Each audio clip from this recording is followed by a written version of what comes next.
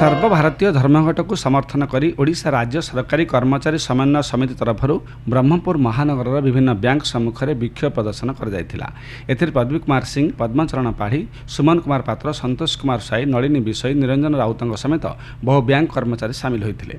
सेपरि ग्रामीण बैंक कर्मचारी माने धर्मघट में सामिल हो विक्षोभ प्रदर्शन करते। ब्रह्मपुर आंचलिक कार्यालय उत्कल ग्रामीण कर्मचारी संघ तरफ धर्मघट कर हृषिकेश पात्र, माधव कुठिया, सचिकांत पात्र, पी रमेश पात्र समेत बहु नेता सामिल होते।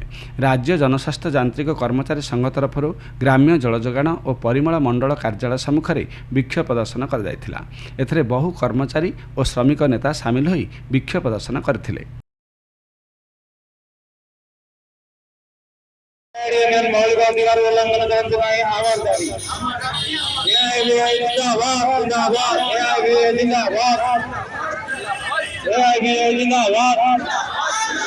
सरकार केंद्र कंपनी गुड़ी सुदृढ़ करे आवाज दावी